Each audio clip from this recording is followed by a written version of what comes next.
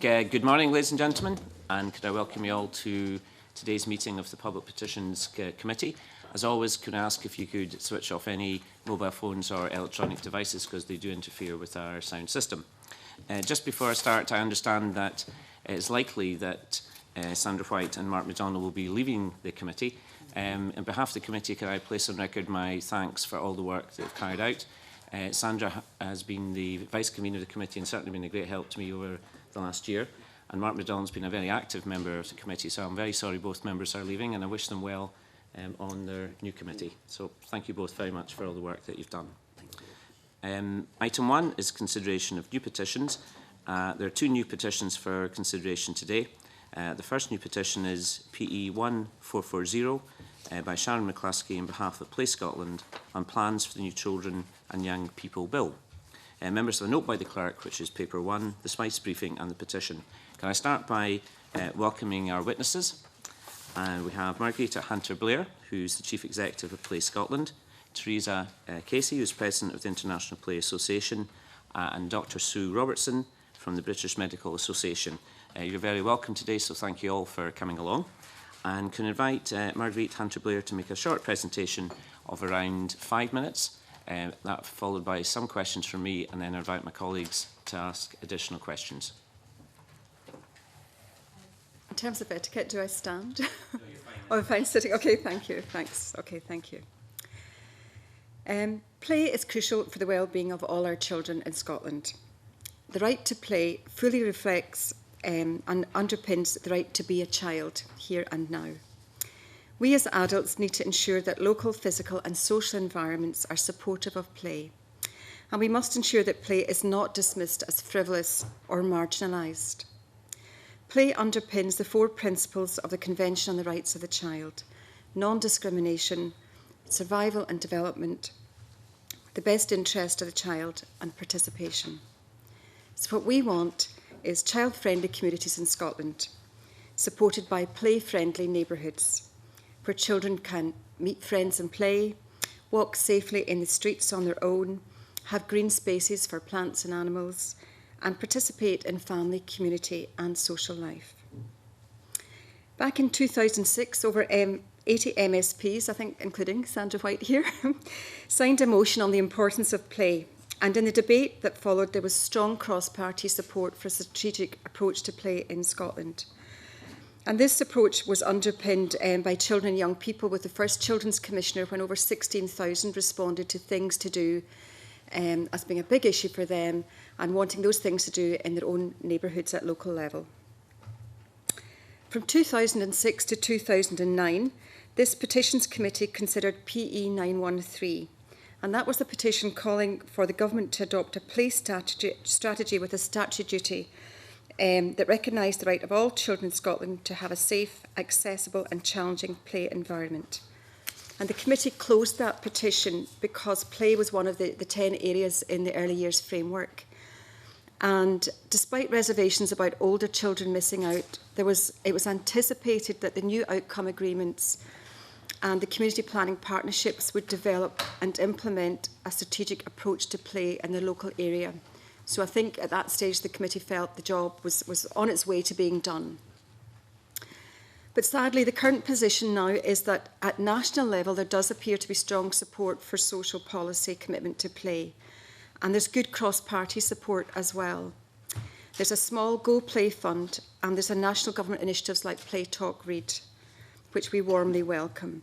But this hasn't cascaded down to local level, and community groups have been told that play is not a priority, nor an issue of concern to a community planning partnership. And it's also clear to us in these times that many local authorities are increasingly moving away from non-statutory obligations in a bid to live within their means. But we would argue that this is a false economy when it comes to play. As many of you will know, there's enormous benefits to both the community and children's health, well-being and development when children have access to a range of play opportunities. When the UNCRC Monitoring Committee were here in 2008, they made recommendations about adequate and accessible play spaces and leisure activities for all children, including those with disabilities. They recommended the participation of children in planning a presumption against development in open spaces in areas lacking in play, and a statutory duty on local authorities to make adequate free provision for children up to the age of 18. And the British Medical Association has recently issued motions very similar to this. And the state of play in Scotland, I'm not going to give you lots of facts and figures. I do have them with me and we're happy to share them. But just for example, there was a survey across 14 local authorities last year. And only 35% of the children said they felt happy and safe playing in their streets. So we've really not got to that critical mass yet that was anticipated through the last petition. So our proposed remedy is that in the draft Children and Young People Bill, there is an intention to provide statutory guidance for public services to support the whole well-being of a child or young person. And what we are asking is by including play within the definition of the whole well-being guidance, this could ensure that the child's right to play would be explicit within the duties on public bodies to work together to improve well-being and achieve resilience. So just finally, in designing and planning for play across departments not normally associated with play, authorities can save money. I'm talking about regeneration, roads and transport, housing, community safety and the school estate. Working with community groups and children and young people can ensure that initiatives are achieved and funding opportunities maximised. We don't anticipate a financial burden on local authorities. We would like to see more strategic decision making and spend, and more cooperation with the community as regards play. And because of the Go Play Fund, we now have really good tools such as the Play Logic model and the Getting It Right for Play tools and national indicator that can assist local authorities. So just to finish with some words from our Chief Medical Officer, investing in children's play is one of the most important things we can do to improve children's health and well-being in Scotland. Thank you. Well, thank you so much for your presentation. I think that's a very interesting petition and a very interesting presentation. Can I start with just a couple of points? As I understand the petition, you really want to see a statutory duty for play, and clearly we have a Scottish Government legislation coming up before us.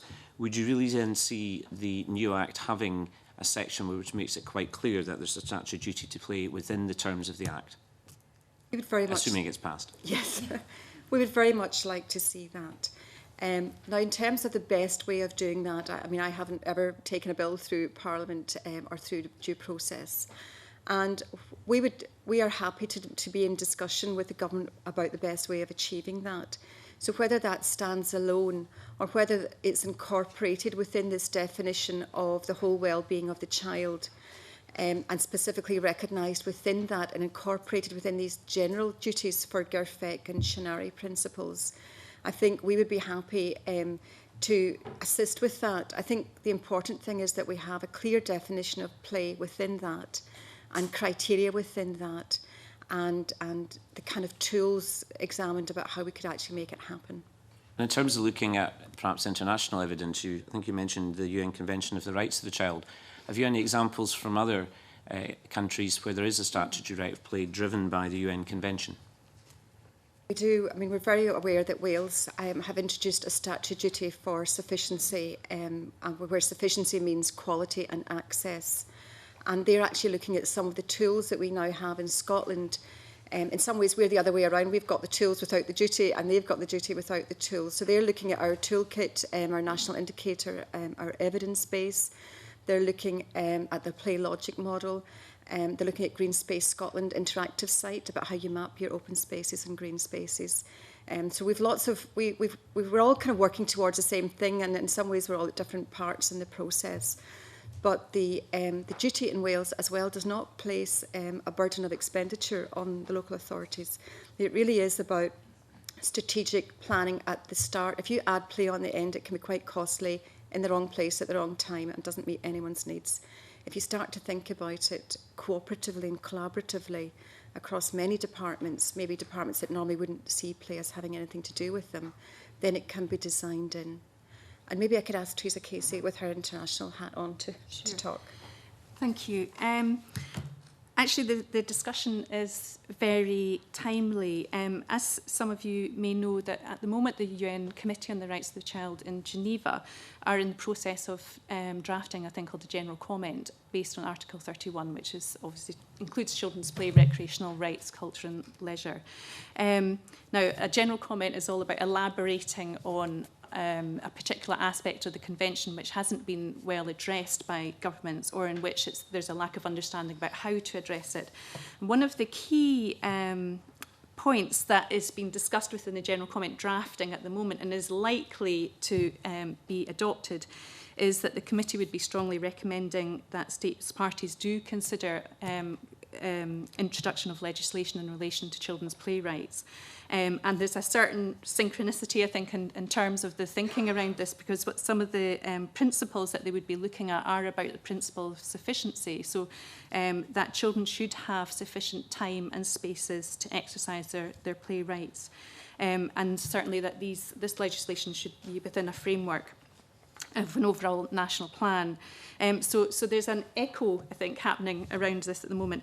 It's also been noted, I think, that there's a real importance about creating time and space for children's self-directed activity that's child-led, that comes from the children themselves. So although play provision itself would be one important element about making sure there's sufficient time and space for children to play, there's also a kind of holistic requirement about looking about how children's play, runs through as a thread that's interwoven throughout their lives and throughout the lives of children and throughout the lives of communities as well.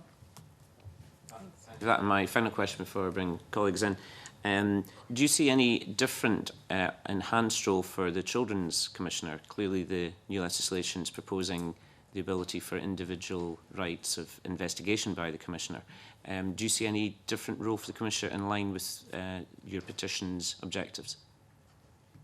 My understanding is that the discussions at the moment are about giving him powers to investigate individual complaints, and from that point of view it would be useful. But I suppose I think it's good to have a national figure. I think what we would like to see is maybe within local authorities that there would be maybe somebody within the authority that actually would assess what the issues were, because what we're looking for is a balance. We're not looking for a play park on every street corner. We're not actually campaigning for swings and roundabouts.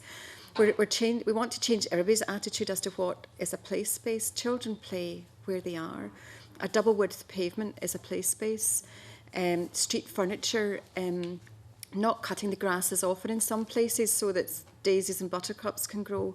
Maybe taking decisions to put bushes in and not take away lower branches if they're not dangerous, so they can swing and have swings on them. So I think it would be really good at local levels to have discussions about what the child's right to play means and how it can be implemented, and how they can actually come to accommodation themselves about what is appropriate, and maybe even putting in maps in local authorities to signpost people to where there is maybe provision of swings and roundabouts as opposed to green space provision, and let people see where the travel distances are. So, but certainly I think this idea of the Commissioner having the right to have independent or individual complaints is an interesting one. You just wouldn't like the whole big office of the Commissioner to get bogged down in complaints. I like the fact that up until now the office has had the freedom to be very proactive and actually spearheading cultural change in Scotland about children's attitude to children. And I wouldn't like to see him bogged down in complaints, but if that is given to the office, then I'm sure it could be quite constructive. Well, Susan, just going back finally to your point about local authorities, in a sense, are you arguing for some sort of play champion who's responsible in each local authority area for developing facilities for children? I think that would be fantastic. Yeah. And I think something else we would like is something like a Sports Scotland body, but for play and open spaces and green space sites. So maybe a national body that gets to comment if spaces are being taken away, because sometimes maybe a new school has to be built on a green site, but that's not to say that there couldn't be other provisions somewhere else in the authority. And it's about making sure that there's a balancing act that goes on. So certainly somebody with a statutory duty to actually comment on these things would be very useful, and build on the kind of open space and play strategies that children have. And maybe just if I ask maybe Dr. Sue Richardson to come in, because in terms of a kind of health and well-being perspective.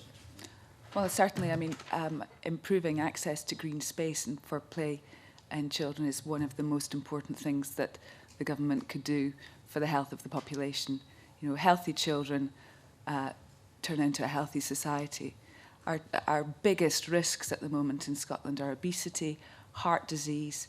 We also have worries about bone health in our children because of the lack of time they spend outside. We have worries about the risks of multiple sclerosis being the highest in the world. We think that is as a result potentially of the lack of time people are spending outside. So if we can improve the access of children to facility to play outside and also of adults to go with these children, then not only can we improve the health of our children, but we can also improve the health of our adult population too. And that, along with the mental well-being, there's very good evidence that children's mental well-being improves, as does adults, with time spent outside. And we know that mild to moderate symptoms of depression do not respond well to medication, and medication is also very expensive. Now, these symptoms respond exceptionally well to time spent outside. So for the health of the society, this is the most important thing that the government could do, is prioritise this. I would certainly agree with that point. Also, I've got an interest in diabetes, and certainly in Scotland, I think we're just about international world champions in terms of incidence of diabetes. It's certainly something we need to look at. Mark McDonald? Thank you very much, Convener, and thank you very much for bringing the petition forward. I've spoken a number of times in the Chamber on the issue of play and the importance of play. Putting on my former local authority councillor hat, and I always used to be interested by how little was actually covered by statutory duty compared to what councils actually deliver. And I wonder, you know, without prejudging how your petition might go forward, a number of groups could come to this committee or could come to the government and say, you must make this a statutory duty. And I just wonder if by extending statutory duties in this way, you see the potential for creation of precedent, which then puts councils in a bit of a bind, because there would be a number of things which would be statutory duties, and it would reduce their flexibility at a local level in terms of how they use their budgets. I just wonder if you would comment on that. Well, we've had discussions with COSLA, Councillor Douglas Chapman met with me recently to talk about the implications of this, because obviously it is a big thing. Now, what he was suggesting within the course of the discussions, what we came up with was that really we feel this is a very important issue, and maybe has been outlined by my two colleagues here. You know, it has a huge resonance across many, many areas and many departments. It's not a kind of single issue, single department type issue. So we do think that it is, I suppose, quite a trailblazing thing. When it came in Wales, it came in under the anti-poverty legislation. So it has a very profound impact on children's lives, these opportunities. And it resonates across many aspects of their life and into adulthood. Now, what we were suggesting when we were talking about it was what he felt was that while local authorities aren't looking for more things to do, they are looking for cost-effective ways to achieve their objectives and outcomes. And this is a way of doing that. And the kind of discussions we had were along the lines that if a duty was placed on a local authority to work with others, named parties, to deliver this. And we particularly welcomed that suggestion, because we're not saying that people aren't responsible for their own health or their own childhood or their own happiness. Children rely on us adults to deliver that for them. But play is a community issue, and I think it'd be really relevant to have local authorities working with others to deliver this. So maybe it would be a very different type of statutory duty as well, where there'd be other named parties within it, so working with other organisations to deliver this in the community. And I think there'd be a huge surge of acceptance for that in communities, because we do want the best for our children. The government wants the best for our children. There's nobody not on message here, and I think what we're getting better at is identifying how to deliver play opportunities and to have tools actually assist in the delivery of these. Okay, I was interested while you were answering the convener's question, where you spoke about the definition, which seems extremely wide-ranging, and there's a question that lies within that around equality of opportunity. There's also a question that lies within that, which is one person's play space is another person's nuisance, and it's how do you see the balance being struck there? I mean, I can remember constituents complaining about the noise children were making, and that was at a play park. So and if you're talking about defining things like, for example, pavement areas or other aspects of the street as play opportunities, how do you strike the balance that obviously needs to be struck in that regard? I think inclusion is a big issue. I know when the Disability Discrimination Act came in, instantly some of the slides and things got widened in playgrounds, and that actually made some of the slides a better place to play, and you could see parents and childcare people working with, playing with children on it. So I think including all children is a huge issue in this. And sorry, just to go back to the start of the question, I've just forgotten. I went off on a trail of mind there. It was around the issue about equality of opportunity. If you're defining play in extremely wide terms, you might find that one local authority will have a greater provision of facility, etc., than another authority simply based on how they have defined play space. And I wonder what your views would be on that. I think there's a lot of tolerance issues in there as well as inclusion issues, and it is about the design of the play spaces at the start as to who's going to use them. I think there's a lot of negativity around and lots of no ball game signs. And that's why we actually thought that maybe something quite simple like interactive maps on, local authority websites, signposting people to where there were ball areas to play, where there was play priority areas, where there was open spaces to play, because you can't have everything on your own back doorstep, and there's an acknowledgement, and it is about knowing that certain behaviours are appropriate in certain spaces. So I think there's a way of working with communities, but I think there also is this huge intolerance of children being outside playing. And yes, in Germany, I think they actually raised the decibel level because there were so many complaints about children, the noise level in children playing in outdoor kindergartens.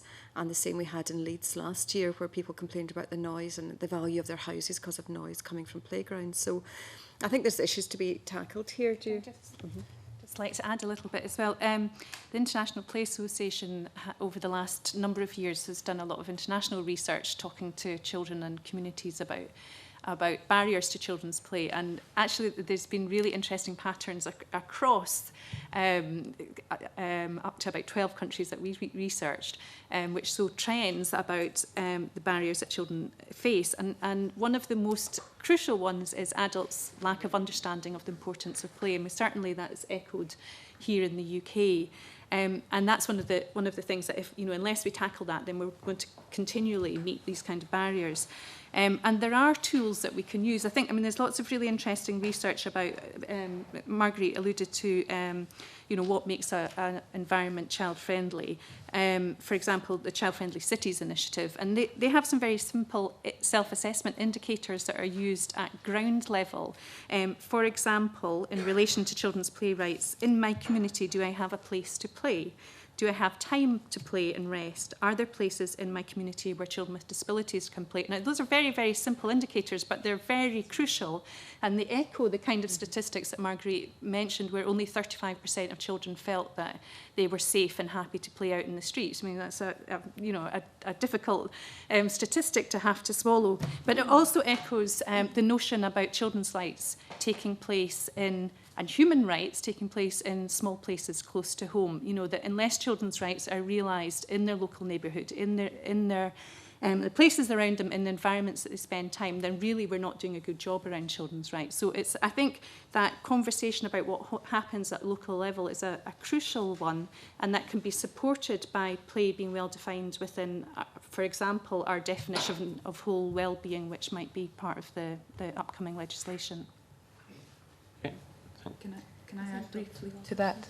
Yes. Yes, Well, Dr. Robertson. I think that the other thing that society has to learn is that there's good evidence that children behave better if they're given the opportunity to play outside. So if you give children a place to play and a place to imagine and a place to socialise, they learn to socialise better. Their behaviour improves both in school and in society. And they are a better member of the society as they grow up. So I think that's a clear indicator that giving children that opportunity will improve society. Speaking from parental experience, they also go to sleep a lot quicker as well.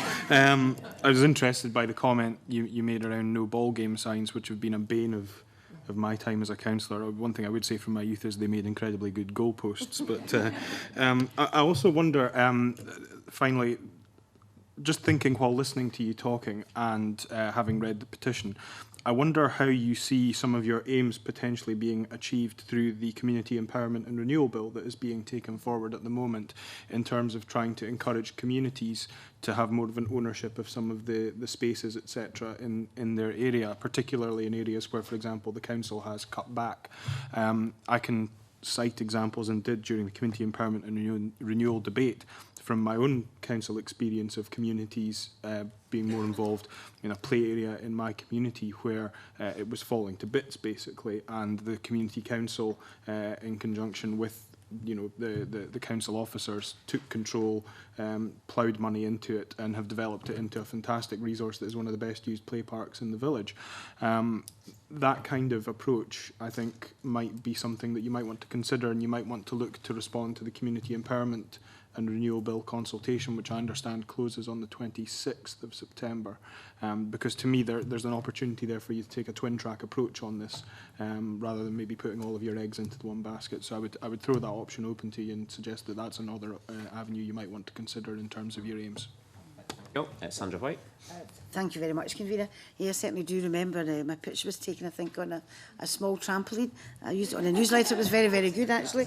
Yes, it kept me fit for that day. Anyway, I thank you very much for coming along and giving evidence. I think it's very important to hear from people like yourselves also, because when you hear things like statutes and bills, people alarm bells start ringing, particularly with local authorities. But you've explained very well that you don't want local authorities to create play parks all over.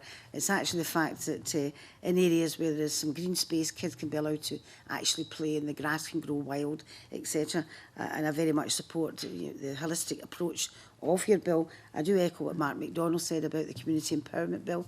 I think it's very, very important that you do put forward your thoughts on that, similar to what you've put forward here.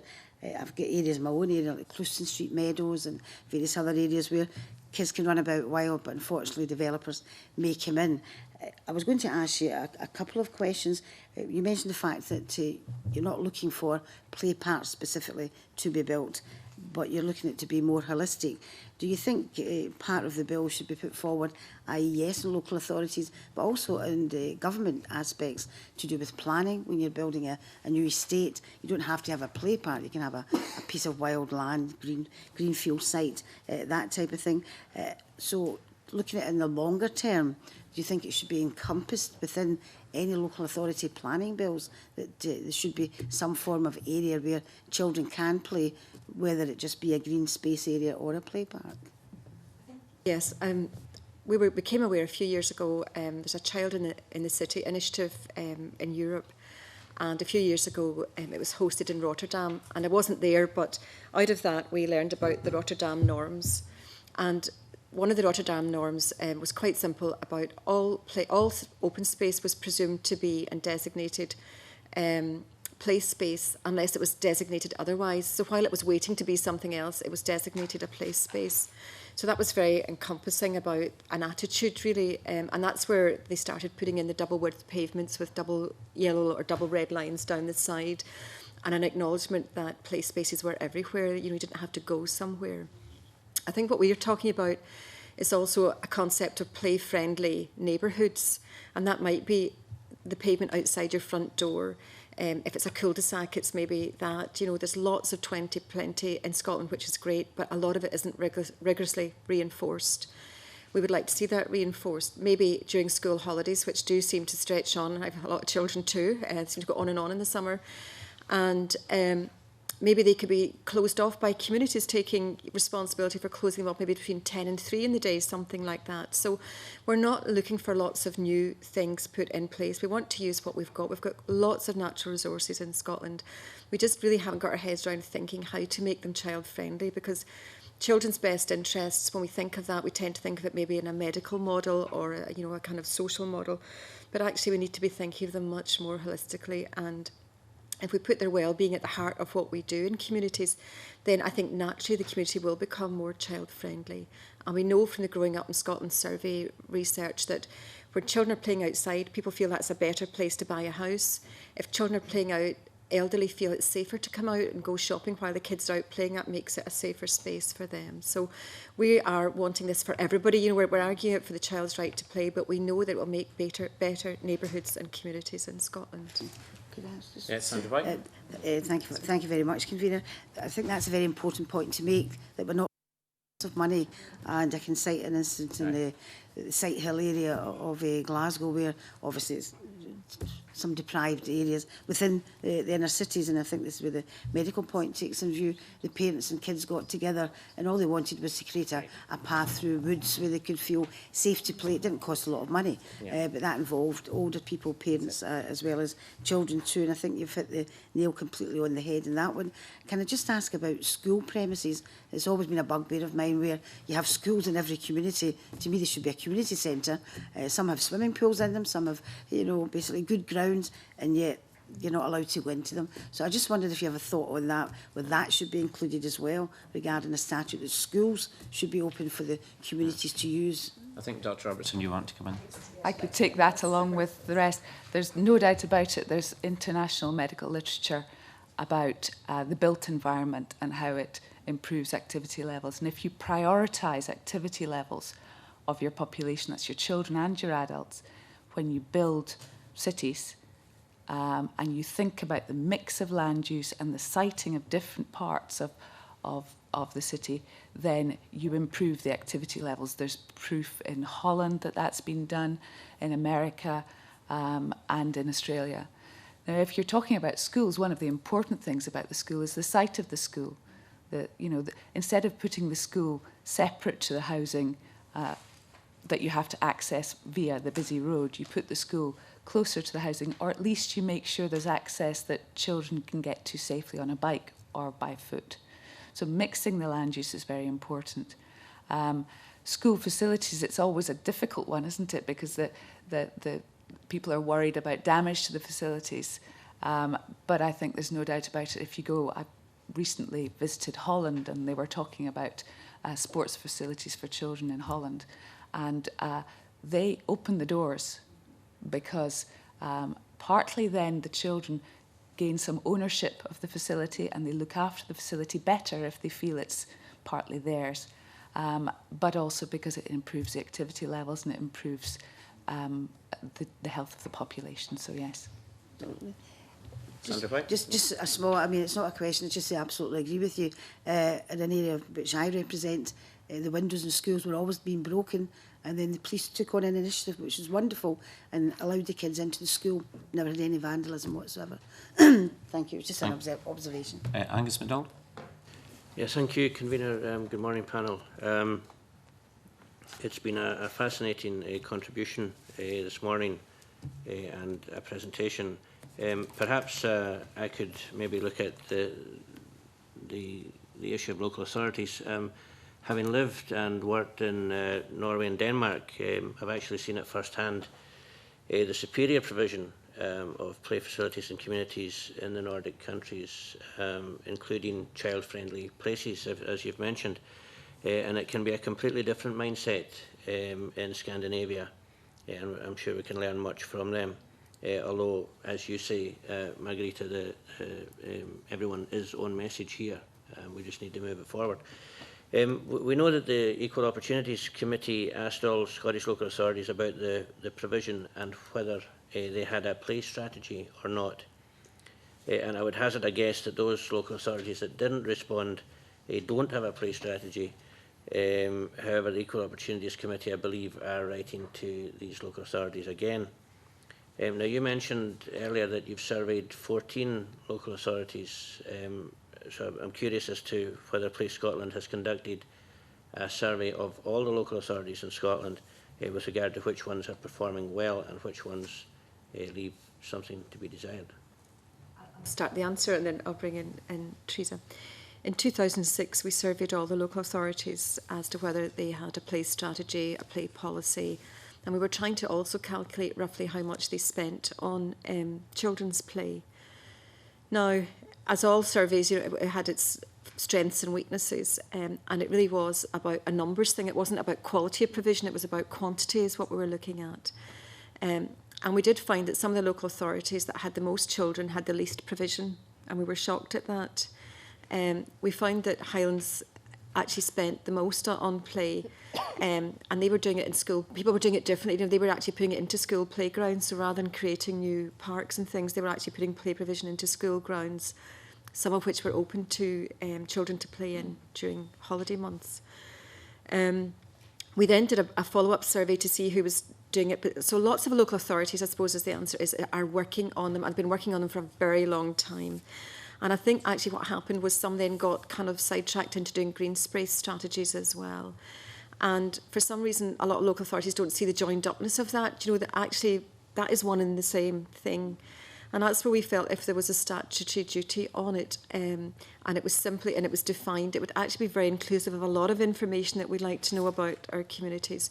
And it would actually make it easier for local authorities, I think, in their planning and kind of apportionment and land use that Dr. Sue was talking about there in terms of the different aspects that we need, combinations of things that we need to make a healthy, happy, sustainable community.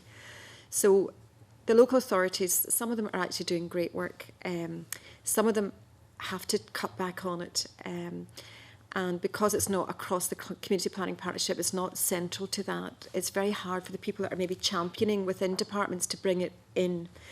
And what I also felt about a statutory duty was that it would give permission to the local authorities who want to do it but can't because it's not a statutory duty, you know, and they really are having to focus on that. And I don't think there's any local authority either that would turn their nose up at saving money. And I think ultimately this would save money. I think in the bigger picture it would save money in the health budgets and things like that, but it could save money in grass cutting, grounds maintenance, a different approach to the school estate, opening it up at weekends. So I think there's lots of benefits here, but I think the bottom line is, yes, we are trying to get through to local authorities, but some of them are very hard to engage with, and there's very few levers available to anybody to make all local authorities respond to anything at this point in time. Yes, I can just say a little bit more about the survey. This was a piece of work that was done in collaboration between the International Play Association Scotland and the Children's Parliament. So actually what we were looking at was children's real experience of play in their day-to-day lives. So we did, through that, speak to 379 children directly through workshops and creative activities and so forth. And they were children from a range of backgrounds, so urban, rural, semi-rural, from the islands, and in various different places. And some of the kind of things that we found out were, as we alluded to earlier, 35% of children feeling happy and safe in their streets, which is a low number. Also things like only 45% of the children felt that adults thought it was important to play, and 54% of children didn't feel they had a local part to play in. But on top of that, we had a lot of very experiential information coming through that was very interesting as well. And it was some of it showed actually a very, you know, the richness and vibrancy of children's play lives in Scotland.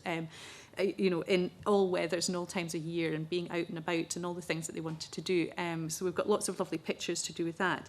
And that chimes in very much with research to do with children creating their own well-being through play, you know, building up their own resources and their resilience and so forth. But we also found a lot of messages from children that rich and vibrant play life that they had was in many cases, despite the environment they were within and despite the kind of attitudes that they met when they were out and about, and despite all sorts of things that stopped them, their sense of safety in the streets and so forth. So there was two things happening there, a rich and vibrant life which we should be proud of and want to cultivate, but also a kind of bleak picture in many ways about the kind of barriers that children were facing and having to overcome in order to play. Okay, thank you. You certainly make a very strong argument for a statutory duty for play, so we certainly look forward to watching progress. Thank you. John Wilson. Thank you, Convener. Good morning. Quite interested in this issue about the statutory duty on local authorities and whether or not that duty should actually be placed on local authorities. Because there is an issue for me, and during the discussion and during the question and answer session, clearly you've identified the linkages between not only health but well-being in a community. And where we have community planning partnerships, now my understanding is, and I might be naive, that community planning partnerships were to bring together local authorities, health boards, police, social work, and a range of community organisations together to ensure what they do is focus in on what is needed within communities. And clearly, health is, and you've indicated, Dr. Robertson indicated that we know that if children get out to play, they play outside no matter what the Scottish weather's like, any day of the week. But if they get out to play, then they become healthier. We cut down obesity. We open up the horizons for young people. So in terms of putting the statutory duty, and the debate so far has been saying, let's put that statutory duty on local authorities. Would it not be better to actually put a statutory duty on the community planning partnerships and the partners that make up those bodies, rather than saying this is a duty on a local authority, where then when you put that duty on the local authority, it's only the local authority that then has a statutory provision to actually deliver that, and we exclude a whole raft of other organisations like health boards who should have a vital role to play within this and in the promotion of safe play areas and healthy play areas for children. So would you see the community planning partnerships better placed to actually deliver this, that rather than just saying statutory duty on local authorities? I think we need to have a lead partner in this, and I think we feel that the lead partner must be the local authority, really to give them their place as much as anything else. But I think they are best placed, actually, with all the information and expertise within a local authority, both elected members and their staff, and their staff on the ground, and the links that they have, and the fact that they also have national networks themselves. Now, in our discussions with COSLA, yes, it was intimated that it would be for them to work with others to do this, that they would not feel that this was for them in isolation a role to deliver, and we would completely concur with that. I don't know the logistics well enough, or the legalities enough to know if there could be a duty placed on a community planning partnership as a body, because I'm not sure myself how they're constituted. So that's there's a real knowledge gap there for me at the moment. But I suppose just responding to say that I think somebody needs to take the lead in it. And I would like to see the lead being the local authority with others. And I think you've identified critical partners. And at the moment, without the duty, it is not making it onto that agenda. It's not a standing item on a community planning partnership agenda throughout the year. And the original petitioner who came here back in 2007, not that far ago, when she put in the petition initially, she was saying that with young children, she had to choose between whether she put them out the front with glass and dog mess or out the back with needles. Those are not choices we want our parents to have to make with young children. And I think ultimately the leadership is within our local authorities to take it forward. But I completely take your point that maybe there's another way of constructing this that we haven't discovered. I must be fortunate because the village I live in, and the person sitting on my right-hand side can confirm this, the community groups in Glenboig came together and they designed a play area in conjunction with the young children, the older children and others within a community to actually, and what they've got is a fantastic play area. The majority of the money was actually raised by the community. It was designed, it was implemented and is now maintained by that community. Now, the difficulty that community had is when the local authority got involved, the local authority started then laying down specific constraints on the use of that play area. Now, the total contribution for the local authority was minimal, but they wanted to put in wardens and they wanted to restrict the opening hours. And the community were quite clear that it's their play area, it's for their children, it's for their young people, and they will maintain and monitor. And they know the children that are going to cause any problems. But that's out with the community planning process. And that it's trying to empower communities to ensure that they're delivering what can be delivered, because it does relate to a petition we'll be dealing with later on in terms of green spaces and opening up of green spaces, because there is a real debate out there about what we're providing in terms of green spaces. Every new housing development has got to have a play area included in that area. But I've heard complaints from people who move into that area who then complain that they're living next to a play area and they want the play area shut down. It's how do we change the mindset of the people who I believe would have been children once upon a time themselves to understand that the next generation of children coming through have to have similar opportunities that they may have, because in your introductory remarks, Marguerite, my mind flashed back to when I used to play Kirby outside the house, where I used to live. There's no way any child could do that outside the house where I used to live now because of the traffic speeding up, in an area of 30 miles an hour, but it's 40 miles an hour. How do we get on-street safe play areas? Because even when you introduce a 20-mile-an-hour zone and speed humps, drivers still speed excessively through these areas to the danger and detriment of children on the streets. How do we change the whole structure of society and the thinking of society? Because imposing statutory duties on an organisation does not change the attitudes of adults and others towards how we should be providing safe play areas and opportunities for children in this day and age. I think what I would respond to that is that if the community planning partnership and the local authority set the tone, and what you wouldn't want to discourage is community groups doing it for themselves. So you want to set the framework where people feel they can do that, and if they need a bit of support from a local planner or officials within the council or their councillors, that they can avail of that. So you want to create this can-do. I'm thinking of the Isle of Lewis, the playground there was a local initiative as well.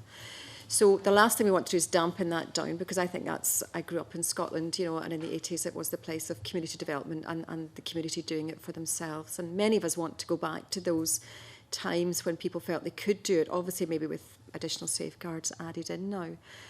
So we don't want to hamper that, and actually we want community groups to be able to access the funding if necessary for local authorities. So you don't want to shut the doors on that either, and that's what the benefit of making local authorities maybe the lead partner here but not the full responsibility. It's their job to maybe access it but not to actually provide it, deliver it themselves always. And there are other models. I know when it's a local authority delivering a play site, there are restrictions go in. So maybe to say, well, actually in this area, if there isn't a group, let's try and get a group together to take this forward.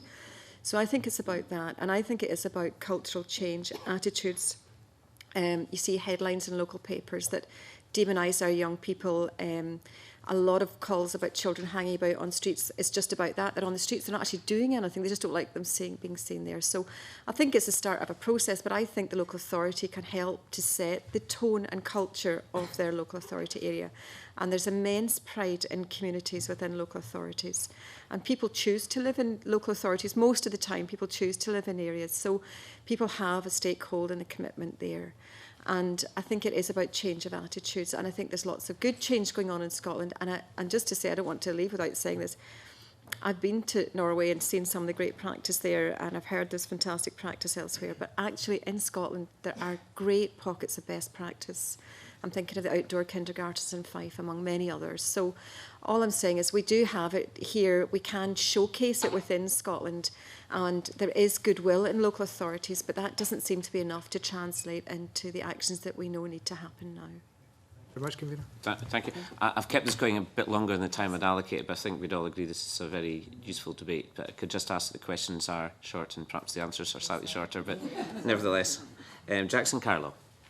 Thank you. I'm broadly sympathetic, so please don't misunderstand my questions. Can I just understand how you define children for the purposes of your representation? I think children up to the age of 18, with particular account taken of disabled children, because we know they are have the least play opportunities. In the event there was a statutory duty and I, as a child, felt that I didn't have provision, what would I do? I think it would be really good if you could talk to people in your local community about that.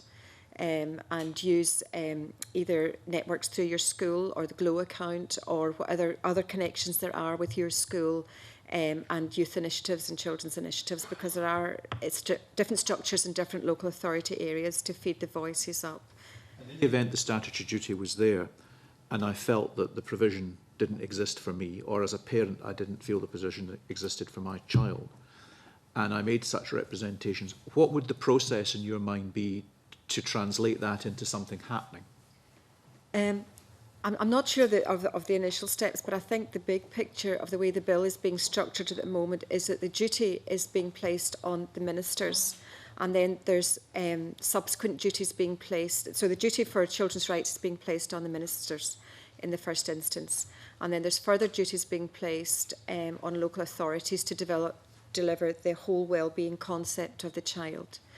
So through those systems and mechanisms, I would imagine there will be procedures within that, within local authorities, within boards, within local structures. But I think ultimately it would probably come up through to ministerial level where the complaint would be if it was an individual, because the duty will actually sit with the minister. And I would imagine the child's right to play duty, I don't know whether it will sit with the Equalities Minister or whether it will sit with the Children and Young People's Minister, but I would imagine that would be the direction of travel in the end point. Okay. Are you concerned that the statutory duty placed upon authority would become a sterile thing? I mean, I grew up with basically in a new estate with all the children my age. And what was appropriate when we were 2 was not appropriate when we were 6 or when we were 10 or 15. And I'm conscious sometimes in various states that seems to be the impression I get, that something was provided that was appropriate for the children there at a certain point falls into disuse because nobody's really bothered to do anything subsequently about it. And I wonder, how do you see the authority not being able to say, well, here's our plan, we've got it, here are all the provisions that we've made, but actually they're kind of a bit behind the ball in terms of what are now needed and are appropriate? Teresa, what's to again, like my knowledge isn't necessarily around the processes as such, but just that it seems to highlight the importance of including a much fuller and more rounded definition of play within the whole wellbeing guidance. And then it seems to me that would feed through in a very useful way. And I think that the consultation at the moment is talking about empowering Scottish ministers to supplement the definitions of wellbeing and so forth through guidance. And I imagine it's that place, it's that rounder understanding that we then need to allow to happen all the way through and support to happen all the way through. Yeah, and maybe I suppose what we would really like through the statutory duty is to create this ongoing conversation within maybe community planning partnerships about areas, because yes, the children that are 2 today, you suddenly turn around and they're at big school and the next time you see them they're off training or they're in work or something like that. So if you still got that traditional 2 swings and a roundabout and tarmac with grass sprouting through it, it becomes a very inappropriate area and a very hostile area sometimes in a community. So we're not advocating putting in lots of money into spaces like that, but maybe having them as more open spaces that are more adaptable. And there's a great thing going on in being funded through the Go Play Fund at the moment, you know, in school playgrounds. We have loose parts projects, and we also have design of school grounds going on as well. But the loose parts idea is it's just an open space and you bring things in and you leave them there and kids play with them, do you know, and then they can be tidied away and put in a store away again afterwards. So I think it is about a change of mindset, and that traditional view of what we all accepted as a play space needs to be revisited now. Another colleague would like to come in. Can I just very briefly say that if you look at the evidence, it's actually gone down to the detail of what do children at different stages benefit from health-wise and what do they play in. And it very clearly shows that as children grow and become teenagers, then giving them free space, some green space, rather than a structured play park is better value for your children all the way through, because the little children can play in that. The older children find space to meet their friends. They develop more sort of imaginative play as children, and then that develops into teenagehood. So if you can give them some free space that's clean, it doesn't need to be manicured, but it needs to be clean and maintained, then children will use that all the way through their childhood. Just one final question, Convener, and it picks up a little bit from what John Wilson was hinting at. I mean, from my experience, whenever we're going round doors, very often people say there's not enough for young people to do in the community. So, I mean, you start from that, everybody accepts that. But sometimes when something is done to help young people in the community, there are then people in the community who regret their enthusiasm for it. And there is a balance between an understanding of the need for children to play and occasionally, it has to be said, an inappropriate use of the space, which is then detrimental to the enjoyment of people maybe haven't had children, or people who are elderly, or whatever other, or even people with young children who feel that it's being inappropriately used by older children, and are concerned by the community that there's absolutely nothing they can do about that, because when they try to make representations in respect of that, they find there's very little that can be done to enforce any kind of remedy. Is there a concern that if there's a statutory duty and a local authority feels that has, without the community partnership involvement, made provision for a facility, that local residents who are expressing a concern find that they now have another obstacle in front of them, which is a rather brazen response, which is, well, we have a statutory right to be doing exactly what we are doing, and basically you can go and get lost?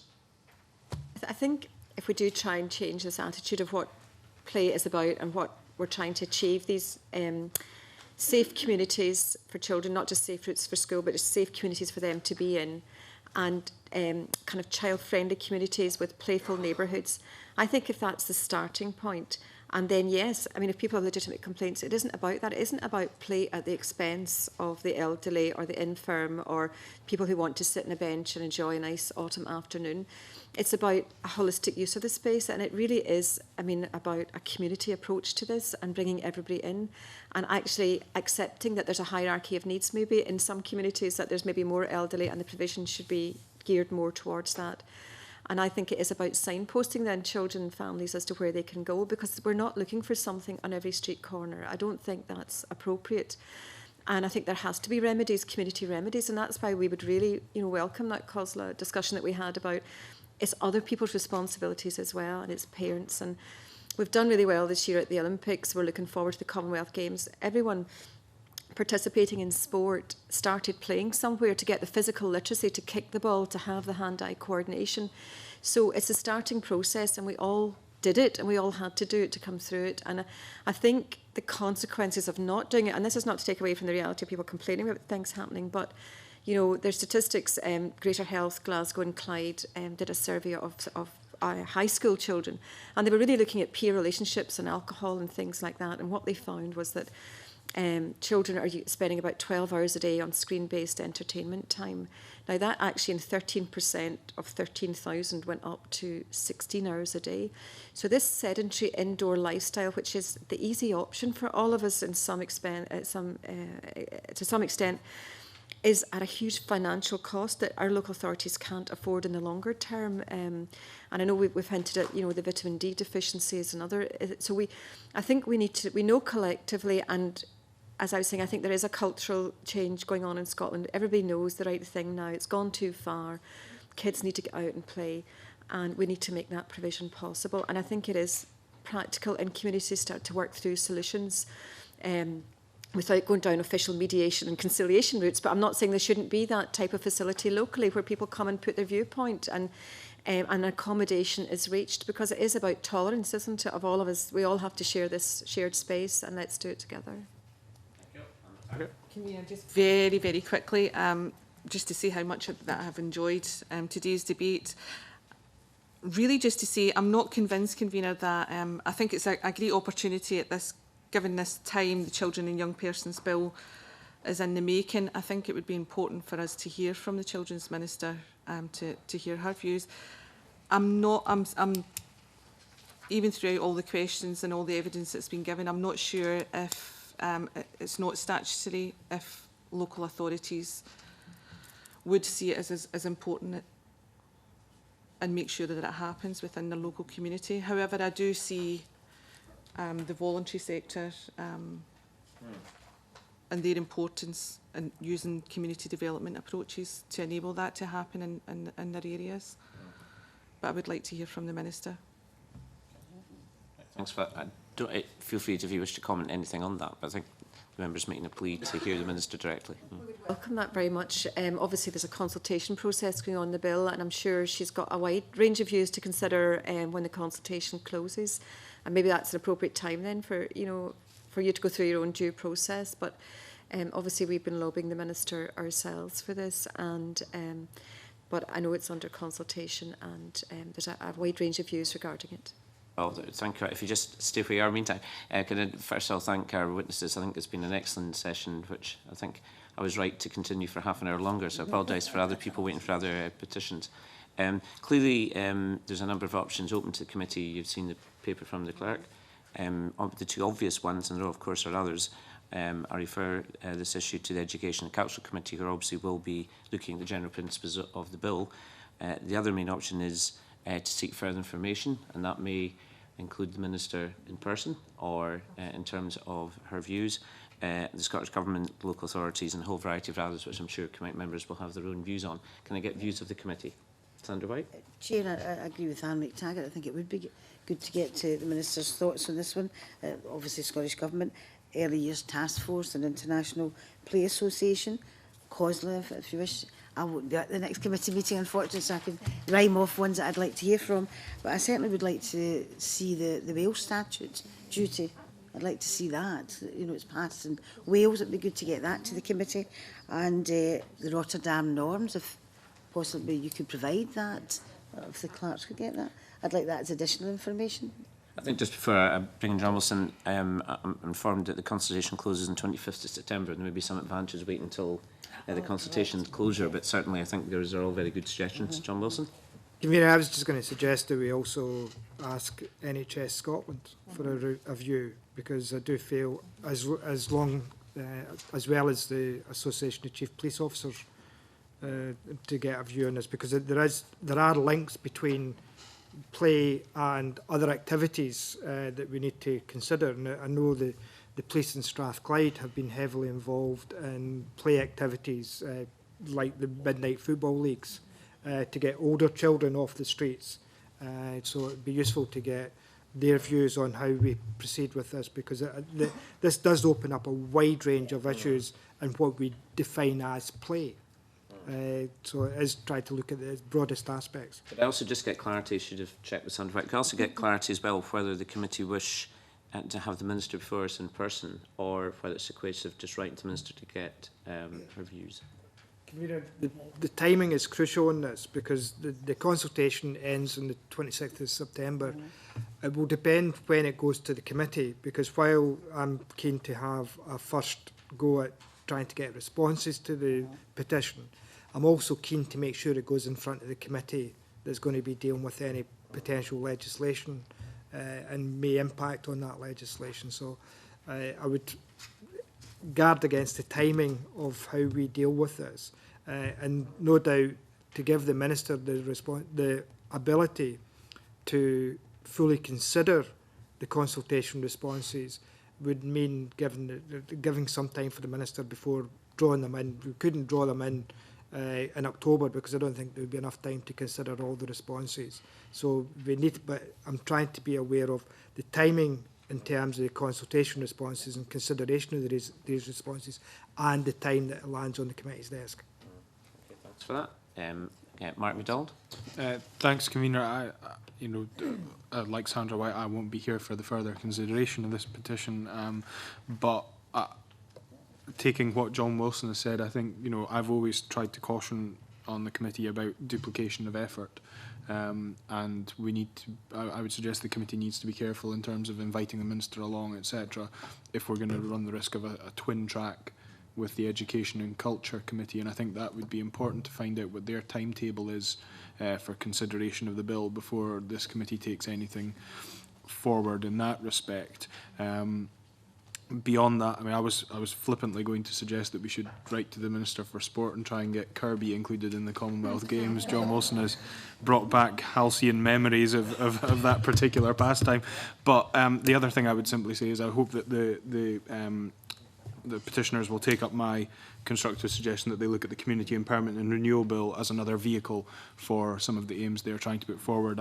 I'm happy to talk to them afterwards about some of the examples from my particular communities, which they might want to look at as examples in that respect. So that's all I would add. I thank the member for his revelations about his earlier life. I thought it was the Lib Dems that believed in pavement politics, but never mind. Angus MacDonald? Well, just to concur with the comments made so far, I'm not sure if there is a need to ask the Minister to appear. Certainly, I think some comments from her would suffice, but that would be my feeling. Clearly. I think what's possible, Mr MacDonald, is obviously the clerks for the relevant committees will liaise with each other. I think probably early spring is an appropriate time for the other committee consider the bill, but clearly clerks talk to each other, so we'll make sure there isn't a duplication. Certainly if we could get the Minister in for a short session, I personally would be very favourable to that, but with the caveat there's not any duplication. Jackson Carlo? Well, so the key in all of this, to my mind, is whether it's a statutory duty or not whether or not there's a right to play, because I think we've established that. And I'm very interested to know what the Minister would think the implications of it being a statutory duty would actually be, because I think they would have to be understood, and what, if it were a statutory duty, the potential implications thereafter of having made it a statutory duty would be, and I think that's something we would need to know. And Mark MacDonald? Yeah, sorry, and Jackson Carlo has just triggered, we should also write to COSLA, or to a selection of local authorities. Sorry, that already said, was it? Does any other member? Can I? Yeah, Andy Taggart. It's a hugely important issue for all the reasons that has been mentioned throughout the last hour and 10 minutes. I think it would be important for the Minister to attend. So I think what is clear is that the committee wish to continue the petition and not at this stage to refer it on to education and culture. I'm not hearing anybody saying anything other than that. I think it's certainly clear that we need to contact Scottish Government, their year's task force, International Play Association and the other bodies that members have mentioned, including COSLA and NHS Scotland. I think if the clerks liaise with each other to check there's not going to be any duplication. If there's not, then I see an opportunity to bring in the Minister at an early stage. If there's clear issues of duplication, clearly we'll get informed about that at the next meeting. So I think that seems a reasonable summary. Have I missed any points that members wish to? Ensure that it's not kicked into the long grass. On that point, I'm not even going to attempt another joke. Well, can I thank again our three witnesses. I think it's been a very youthful and fruitful evidence session. Apologies to other petitioners who are waiting, but I think it was worth taking a lot of time going through this. So thank the three of you again for coming along. It's greatly appreciated. I'll just suspend for 1 minute to allow our witnesses to leave.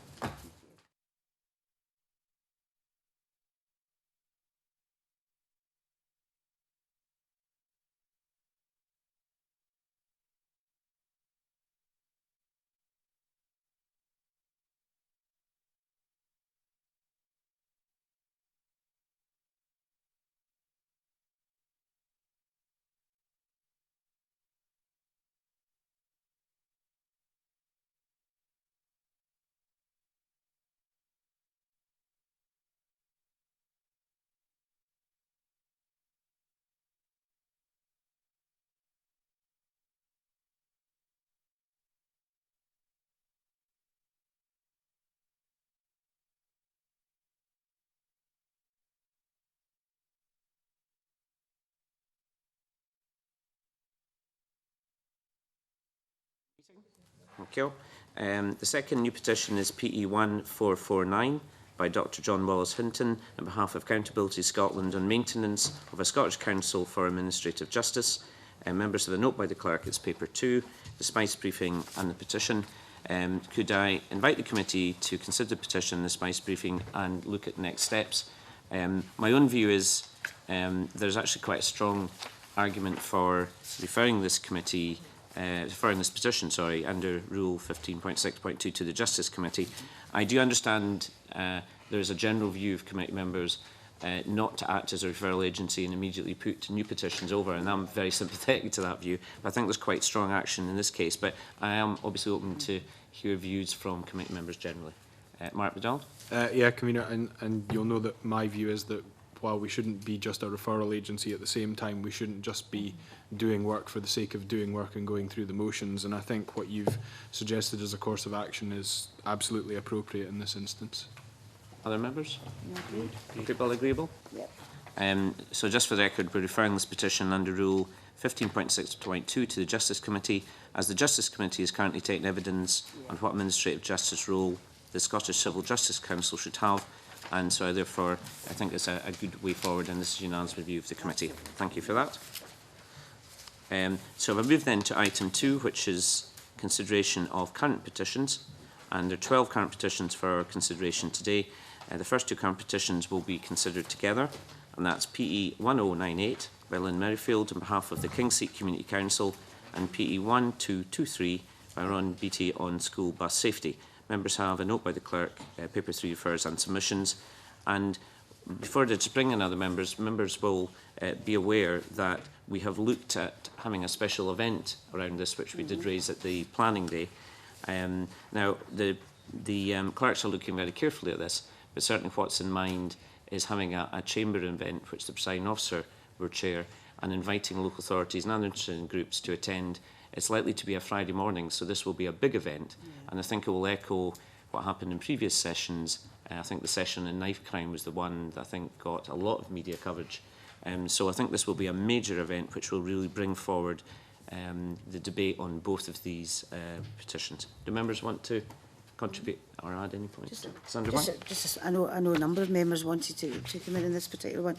I can see the frustrations of the petitioners, because certainly it's been here for some time. I'm certainly getting frustrated and angry at the lack of any final decision, and I fully support the fact that we're going to have, our Petitions Committee is going to have, you know, a full day or half a day discussion in this in the chamber. I think it merits it, absolutely. I should also have had, I forgot to mention that obviously because of availability of chamber space, it's likely to be in the early new year, which is longer than I would have wanted. But these are practical considerations, because clearly availability of the chamber itself isn't easy to get. But it's looking like a Friday morning in the early new year. Mark McDonald. Thank you, Convener.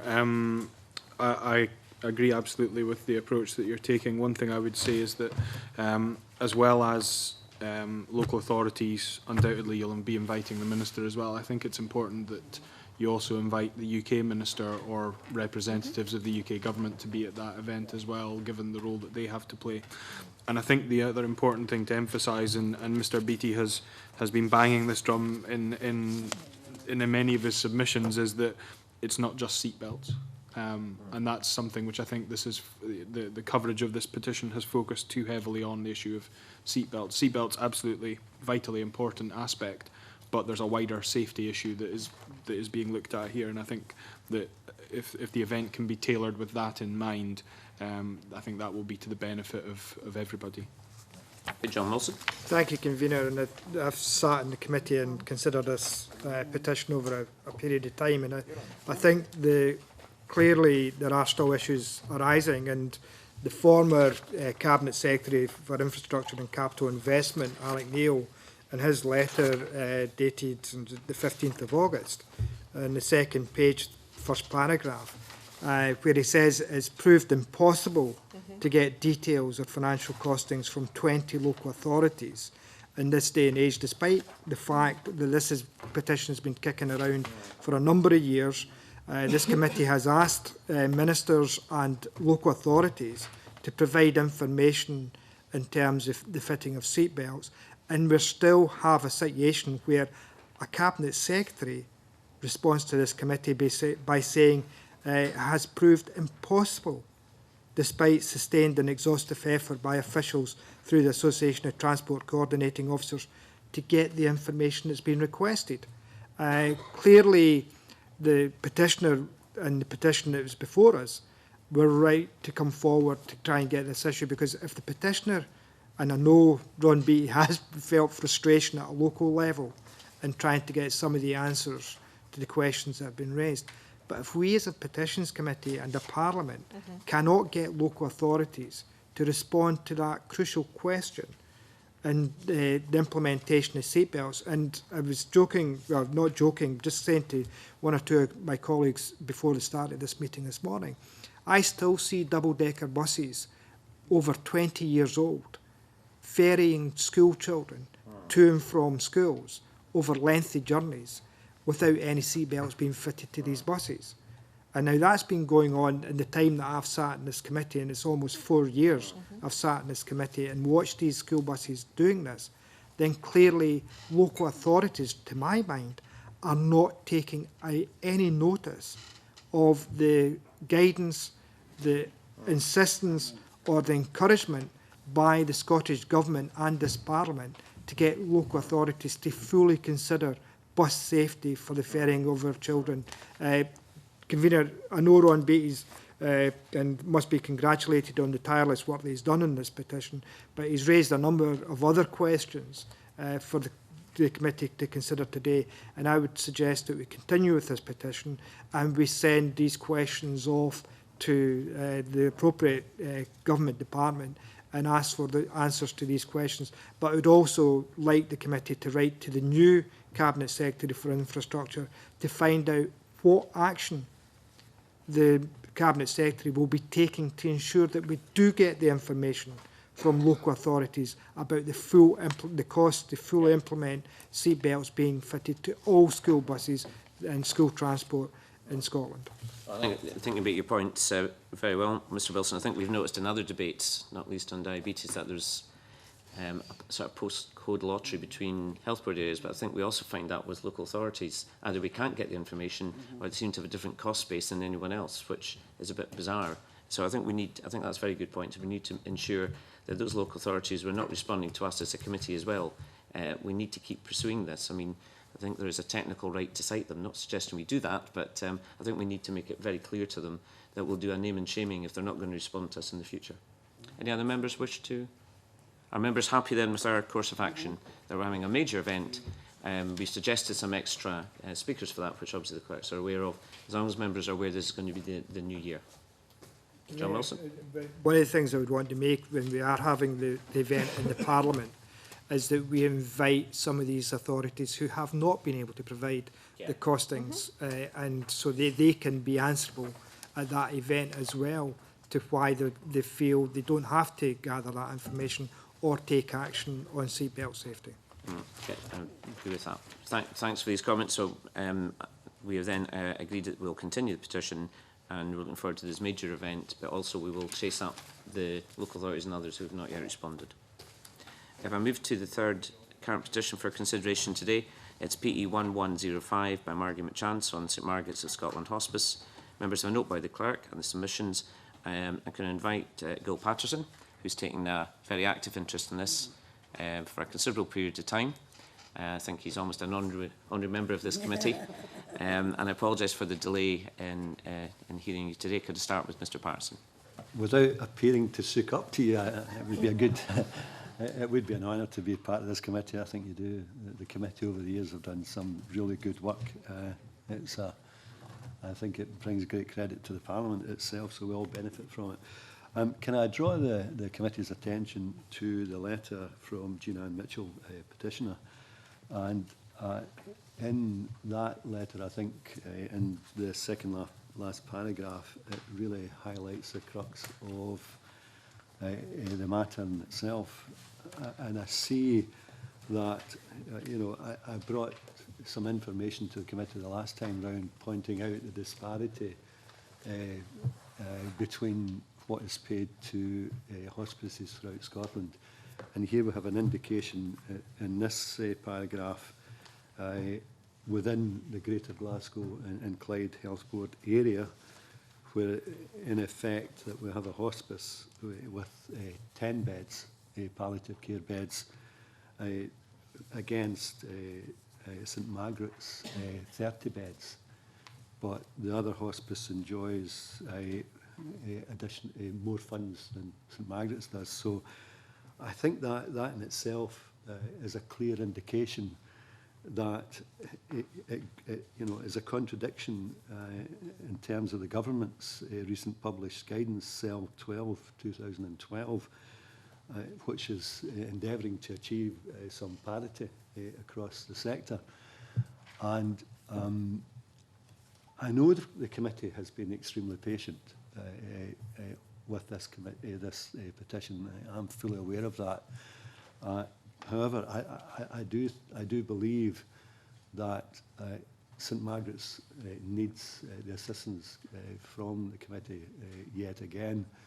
And I think, almost when you read this, we're going round the houses in some regard. And I would like to come to a situation where we can drill down a bit better. The government says one thing and the Health Board says another. I would really like the committee to write to the Health Secretary and perhaps pass on this letter would be would be worthwhile to get some input from the Health Secretary on it. This is not a threat in any way. I certainly, in this occasion, will be writing to the Health Secretary in support of the work that's been carried out here. So it's not either or. I think it would be beneficial if I wrote as the local member, but I would be really grateful if the committee would hold it open and you know, ask for a comment from the Cabinet Secretary on it. Thank you for that. And again, I think the committee do appreciate all the hard work you've done at a local level. It's quite obvious you've carried the torch very strongly for the organisation. I mean, my only caveat is, I think looking at the number of times we consider it, I think the previous committee have looked at the petition on 13 occasions, and generally we try and get Scotland-wide petitions clearly when it comes to admissibility criteria. So that's the only thing I'll just flag up to the committee. Sandra White. Thank you very much, Convener. It certainly has been an ongoing petition, and as each time it's been continued and we've written to the Health Board and others as well, we get more conflicting information coming back, and that's a problem. And the letter that's came in from, well, it's not Jean Ann Mitchell, but the original person, you know, highlights the fact that one hospice is getting funded more than another hospice is getting. But we do have a Short Life Working Group, which is concluded and published future funding arrangements. I just want, if I could ask even the member, basically, would it be sufficient? I know you said you're going to write to the Health Minister or the Cabinet Secretary, excuse me, for Health. Would it be sufficient if the committee could also write in that, but in doing so would close the petition? Would you see that as being helpful to the hospice? I think it would be a good idea that if you certainly write, but I think a message would go out, a psychological message, if the committee took its foot off the gas in this one. I do think that although it has some longevity attached to it, the benefits, almost half of what has been brought to this committee has been achieved. I'm saying almost, it's not quite there yet, but nevertheless, it's because the work of this committee. So I think a message would go out to those who I'm seeking to influence that, the foot has been taken off the accelerator on it. John Wilson.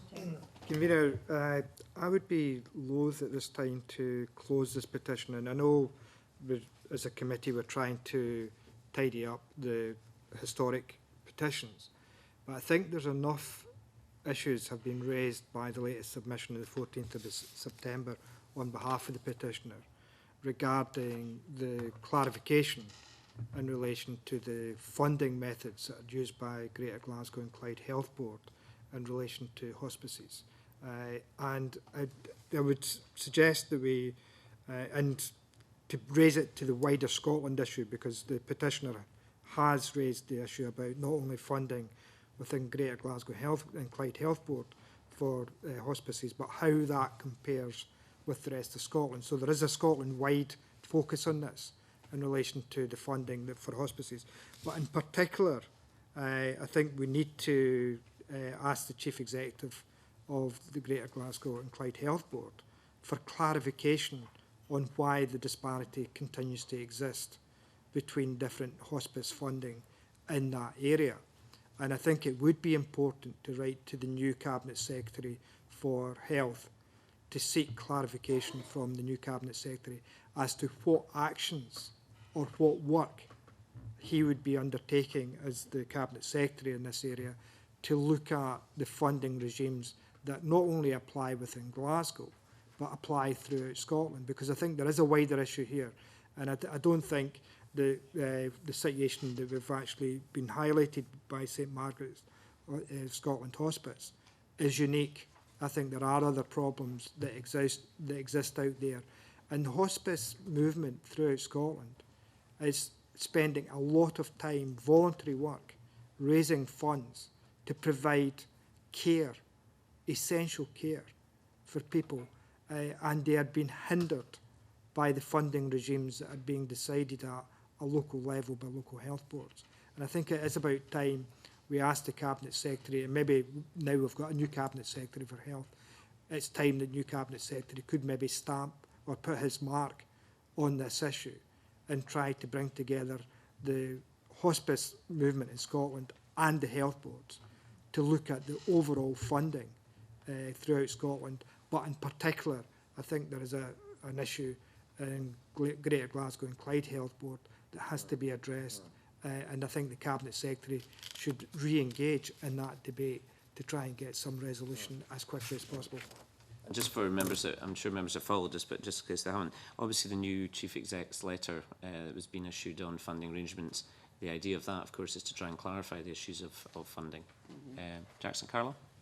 Just briefly, Convener, as a member for the West of Scotland, in which the St Margaret of Scotland hospice is, I've certainly been happy to support Gil Patterson and his efforts in relation to the hospice over a long period of time. I think it's fair to say that the suspicion exists within the community that the relationship between the health board and the hospice is disingenuous, to put it at its most polite. And I do detect within this, yet again, a degree of sophistry in the language, which doesn't actually get to the nub of the point that is trying to be addressed. And I would reluctantly afford to see the petition closed at this stage on that basis. There clearly is, with the Chief Exec letter, I think there's an opportunity to try and get an answer to the point that stands outstanding in all of this. And I think that nothing would give the Health Board greater relief than for the petition simply to be closed, because I think it would leave the issue unresolved and dangling in the air. And I think there's a little bit more we could do yet to press that to a conclusion. Angus MacDonald? Yes, thanks, Convener. I would tend to agree with the general consensus that seems to be forming. I do have sympathy with the petition, and I can see Gil Patterson's point that taking our foot off the gas, to coin a phrase, would send out the wrong message. So I think the committee should write the Health Secretary and the Chief Executive of NHS Greater Glasgow and Clyde seeking further clarification, and I think it would send out the wrong message to close it at this moment, but of course it can be looked at again once we've received a response from the Health Secretary and the Chief Exec of Greater Glasgow and Clyde NHS. Other members wish to contribute?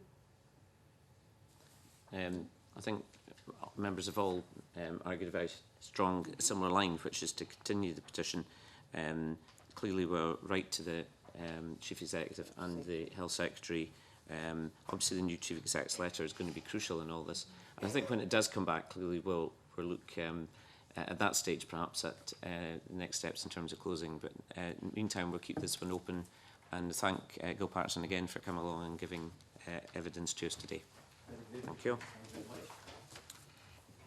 We move to the next petition, which is PE 1236 by Jill Fotheringham on the A90/A937 safety improvements. Nigel Don MSP is a constituent interest in the petitions here today. And again, can I thank Nigel Don again for coming along, and I'd ask if he would say a few words to the committee about the petition. Well, thank you very much, Convener, and I can't help reflecting, as the members on the other side will, that some of these petitions have been around for a long time, but I think I want to adopt John Wilson's argument about the importance of this one. It would, again, send entirely the wrong message to Transport Scotland, I think, were this one to be closed on the basis of locality, apart from anything else. Can I refer the committee, and I'm sure they will have looked at the papers, to the very last item, I think, which is a Nestrans letter of the 10th of August. And if I might take the opportunity of reading the very last paragraph, it says, the work undertaken to date has highlighted the predictions for the future traffic levels have been underestimated, and therefore the case for an improved solution has also been underestimated. It is anticipated the final summary report on the above findings will considerably enhance the argument for upgrading the junctions at Lawrencekirk. I think members will be well aware of the issue here. This is a 20-mile stretch of the A90 which has no crossing whatsoever. There is no tunnel or bridge. It is very clearly dangerous to everybody who goes over it across the main road. It's not so obvious that it's dangerous to those who proceed up and down the main road between Dundee and Aberdeen, but it is also the only point, as far as I'm aware, on the trunk network where there is a permanent speed restriction down to 50 miles an hour. It is a unique circumstance which is, in my view, wholly unacceptable. And I'd be very grateful if the members of the committee were willing to keep the petition open, to await, at the very least, that final report from Nestrans and Aberdeenshire Council to see what it does have to say and see if we can bring more pressure to bear, quite simply, on Transport Scotland to get a grade separated junction at Lawrence Kirk as soon as possible. Mark Riddell. Thank you, Convener. I think the member makes a very compelling case, and I think, given the comments in the Nestrans letter, I think it would be worth waiting for their report in order to see what pressure could then be brought to bear.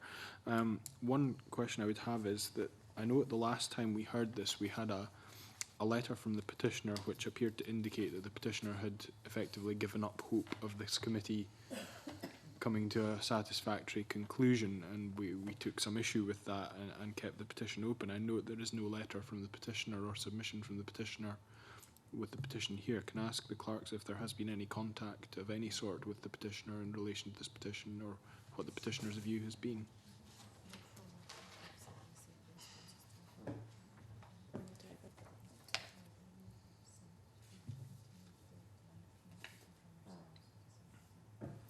Yeah, we haven't had anything direct, but we have kept the communication lines open to the petitioner.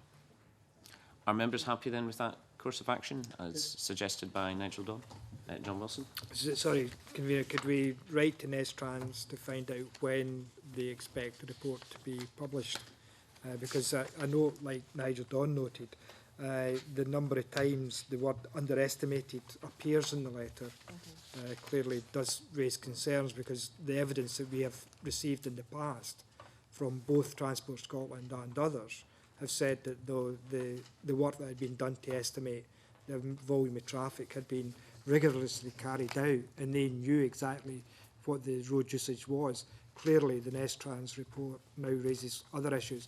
And could I suggest that we write to Transport Scotland as well to ask them their views on the Nestrans letter and find out whether or not Transport Scotland, ahead of the report being produced, would like to comment on their views as to the likelihood we can get some action on this graded junction from Transport Scotland, potentially ahead of any report being produced. Thank you for that. Does any other member wish to contribute? Are members happy with the comments made by Nigel Dawn and by John Wilson and agree to continue the petition? Yep. Thank you for that. Thank Nigel Dawn again for coming along. Thank you. Can we move to the fifth current petition? It's PE 1384 by Kim Hartley on behalf of the Royal College of Speech and Language Therapists and Speech and Language Therapy Transforms Lives. Members have a note by the clerk. It's paper 6, and submissions can invite contributions from members. Sandra White. Chair, could I just excuse me, contribute to this particular one?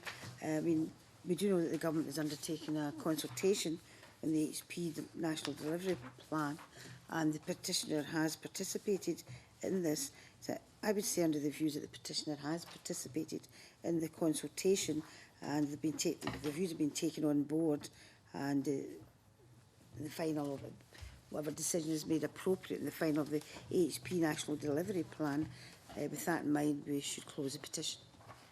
Are members agreeable with that? John Wilson?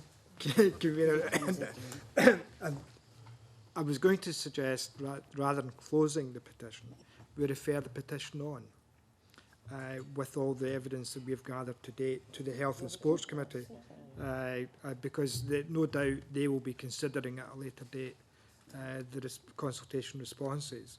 So could I suggest we refer it on to the Health and Sports Committee so they can consider it amongst the evidence that they take on the consultation. You came in too fast, John. That was one of the other recommendations. Close it first and pass it on. Do other members, what are members' views? Are members agreeable then that we defer petition under Rule 15.6.2 to the Health and Sports Committee for further consideration of the issue? Thank members for that. Sorry. Can we move to the sixth current petition? Is PE 1393 by Martin Crew on behalf of Primara Scotland on tackling child sexual exploitation in Scotland. Members, a note by the clerk and submissions. Members will be aware that we did a very useful site visit, as I say, in local government to an excellent facility in Bernardo's in Glasgow, and I welcome representation from Bernardo's in the gallery today. I think this is a very important petition. I've also had a discussion with some of the key staff for Bernardo's, and the more I look at this, the more my own feeling is that this would make an excellent inquiry for the committee. Clearly, there's no other committee completely straddles the issues that are being covered here, nor, as far as I'm aware, is any other committee doing an inquiry into this particular area. I've had a note from the director, which I think is in your papers, but basically runs through some of the issues that could be useful, like learning and understanding more about the scale and nature of the issue in Scotland, meeting with petitioners, visiting services, set up to tackle and prevent, CSE, meet with local authorities, NHS schools and so on, and basically help raise the profile across Scotland of this particular issue. But obviously this is a matter for the committee as a whole. Can I throw it open to comments? Sandra White? Chair, unfortunately I won't be a member of the committee, and I'm sure the committee will, you know, put forward an inquiry, and I do look forward to even listening in or taking part in it. I think it's really important. I had visited Bernardo's in Glasgow previous to the Petitions Committee there, and saw just how easily young people can become entrapped in this vicious circle and find it very hard for them to get out of it. So the educational part is really important, and I really would look forward to supporting the inquiry, putting it forward. Mark McDowell? Yes, Convener, as somebody else who won't be taking part in the inquiry, but I do agree that an inquiry would be an appropriate step to take. I note from the submissions that we received today that, having written out to a number of social media companies, we've received a response from MySpace. However, we've not received from some of the other social media companies. I think it would be worthwhile attempting to get them to appear at one of the inquiry stages. I think that social media has an important role in this discussion, and I think it would be good to try and get these companies to come to the committee and address some of the concerns that exist around how their different websites, platforms, etc. can be misused, and I think that would be something the committee might want to consider. Angus McDowell? Yeah, thanks, Convener. Yeah, there's definitely a merit in this committee looking further into the issue. It's an issue that must be addressed, and an inquiry by this committee is, I would say, imperative. Thank you for that. Other comments from members? Alma Taggart? Yeah. Just to say, put on record the fabulous work that Bernardo's Scotland do in this area. But I think it would be hugely important for us as a committee to look at this in a further inquiry. John Wilson? Mayor, just finally to support your suggestion that this committee takes forward an inquiry into this area, I have to put on record my surprise that no other committee, appropriate committee, has felt it necessary to actually conduct an inquiry into this area, because clearly it is becoming more and more prevalent that we have to find out what is actually happening out there. And clearly, if it means that this committee can take forward its own inquiry into this issue, then I welcome that. And I look forward to being able to identify and highlight to other committees of the Parliament the work that will be carried out by this committee. Well, I thank the members for the contribution. The way forward then will be for the clerk to analyse the comments that have been made, look very carefully at the petition and come back with a report in terms of the terms of reference. Are members happy with that, George? Thank you for that. The seventh current petition is PE 1396 by Ian Robb on behalf of Help for Abandoned Animals of Growth on the overbreeding and abandonment of Staffordshire Bull Terriers. Members have a note by the clerk, it's paper 8 and submissions. Can invite contributions from members. Sandra White. Chair, I mean, I've read through the papers, and I think we've all looked at this very, very closely, and it is rather tragic that certain breeds of dogs, and it's not just staffies, it's others as well, that we're thrown in about scrap-heaping irresponsible owners. I would like to suggest that we refer the petition on to the Rural Affairs, Climate Change and Environmental committee whose remit includes animal welfare for further consideration of this issue. Thank you for that. Are members agreeable? Anyone have a contrary view? No? In that case, it's unanimous. Refer the petition under Rule 15.6.2 to the Rural Affairs, Climate Change and Environment Committee, as their remit includes animal welfare, for further consideration of the issue. If I move to PE 1408 by Andrea MacArthur on the updating of pernicious anemia stroke vitamin B12 deficiency, understanding treatment. Members have a note by the clerk, it's paper 9 and submissions. Members will recall that we had a chamber debate approximately an hour, which I think was very successful on this particular issue. Can I ask for comments from members? John Wilson.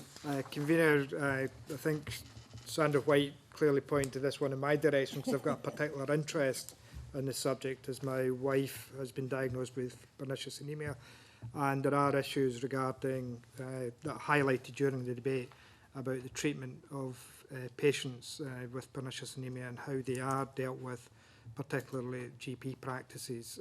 And I would welcome any movement towards guidelines being introduced that would help and assist patients who suffer from pernicious anemia. And I also noted from the debate that we had in Parliament the crossover between other conditions such as MS, which my wife also has, and pernicious anemia. So that it's one of these areas where a number of patients throughout Scotland find that the treatment might be lacking or GPs unsure about what's happening. But, Convener, I would suggest we write to get this right, the name of it, the British Committee for Standards on Haematology, to ask them when the report will be ready, because according to the evidence we have, the report was supposed to be produced in June this year. It's now been delayed to 2013, so it might be useful to write and ask when they expect the report to be concluded. The other issue for me would be that we were given assurances at previous committees that the Pernicious Anemia Society would be fully consulted and involved in discussions with the British Committee for Standards in Haematology, and according to the letter of the 25th of August, the Pernicious Anemia Society had not been consulted, despite the fact the chair of the society had written to seek involvement in the discussions and how the British Committee intends to take this forward. And lastly, Convener, would suggest we write to the Scottish Government, just trying to clarify from the Scottish Government when they expect the report to be available and whether or not they intend to fully implement the findings of the report, or whether or not the Scottish Government, given the high prevalence of MS sufferers and the lack of information out there for patients who suffer from pernicious anemia, whether or not the Scottish Government would conduct its own report to find out where we actually stand as a nation in relation to the patients who suffer from pernicious anemia, plus the crossover with other conditions that may have an impact on pernicious anemia as well. Thank you for that. Other members wish to contribute? Are members agreeable with the recommendation from John Wilson? Yes, right, it's agreed to continue it in the terms of the points that John Wilson has raised. Thank you for that. The ninth current petition is PE 1418 by Catherine Alexander on safeguarding vulnerable people. Members have a note by the clerk, and submissions could invite contributions from members. Sandra White. Chair, I would consider closing the petition as recommendation 4. The Government is establishing a working group, and the petition and responses will be forwarded to that working group to be considered alongside any other consultation responses.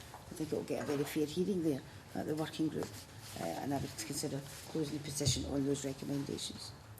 Are members agreeable with Sandra White's recommendation? Okay. So informally, we're closing the petition under Rule 15.7 in terms of the points that Sandra White's just made. I move to the 10th current petition. It's PE 1431 by Nick Rutherford on behalf of the Fair Isle community on a marine protected area for Fair Isle. Members have a note by the clerk and submissions. Members recall we took oral evidence from the Fair Isle community, which I think was excellent. We did actually consider a visit to Fair Isle, and I think members recall on our planning day we decided that in terms of resources and other reasons that that wasn't appropriate, we would certainly look at keeping our options open for perhaps a video conference with them in the future. It was quite interesting as well. There was some, I think, quite fierce opposition from the Shetland Fishermen's Association on that. So I just set the scene for members. But nevertheless, I think there's been some fair comments made by the Fair Isle community on the environmental grounds, and some of the environmental agencies, of course, have supported the Fair Isle's views. Mark MacDonald? Yes, Convener, I note that Marine Scotland is still to complete its final assessment for development and research proposals. I think it would be wise to retain the petition on the books until such time as that has been completed, and then bring it back for consideration at that stage. Are members agreeable with that approach? Thank you for that. So we are then, in that case, effectively continuing the petition, awaiting Marine Scotland's final assessment for development and research proposals. If I then move to the next petition, which is PE 1432 by Joseph Duncalf and Anthony Duncalf on improving emergency ambulance provision in remote and rural areas. Members have a note by the clerk, and submissions can invite contributions from members. Sandra White. Thank you very much, Convener. We had a very good debate regarding this particular issue, and I know that other members, it affects here particularly rather than the area I represent in Glasgow, but nevertheless, we are all very concerned about the lack of responses, and I would certainly want to keep the petition open and write to the Scottish Ambulance Service, but obviously other members will have perhaps more detailed responses than I have. I think it's so important we definitely have to keep the petition open and be writing to the ambulance service, asking them to engage with the, basically the petitioner and the communities at large as well. John Wilson. The petitioner does raise a couple of issues within their letter, and Sandra White's indicated, and I think it is important that we write to the Scottish Ambulance Service regarding the first responder meeting held in March, because clearly the petitioners have done their own survey of elected members and others to find out whether or not they were aware of the meeting taking place, and clearly the indication they're getting is that the elected members weren't aware, so it might be useful to write to the Scottish Ambulance Service to find out what's happening. It would also be useful, Convener, as the letter indicated, to write to the Scottish Government to find out what action or discussions have taken place with the Scottish Ambulance Service about the timing or the attendance times in Dumfries and Galloway area, and to find out whether or not there has been any discussions how these response times could be improved, and we get the look towards the national averages for response times for residents of those areas, so that we don't see, once again, as commonly described as a postcode lottery in relation to the Scottish Ambulance Service provision within those areas. Thank you for that. Are members agreeable with that course of action? Right, good. Thank you for that. The 12th and final current petition for consideration today is PE 1433 by John Hancock on protective land for landless Scots to grow their own food. Members have a note by the clerk, and submissions can invite contributions from members. John Wilson. Thank you, Convener. I must admit or declare a particular interest in this issue because I do feel that part of the first petition today, the first evidence session we heard today in safe play areas, I do feel that productive land, and in many intents and purposes, this petition is about turning over public land or other unused land for useful food production. But food comes in many shapes and sizes, including fruit from trees. It could be food production, and I do feel that the petition should be continued. I have to welcome, and I should declare at this point, membership of a number of organisations who have given us detailed responses. But I think the petitioner has raised a number of issues in his response, and it might be worthwhile writing to the Scottish Government and others to find out where we can move forward issues regarding bringing into productive use green spaces and other places that could be used not only by communities but by others to provide local produce. As I said, it doesn't need to be vegetables, it could be fruit as well.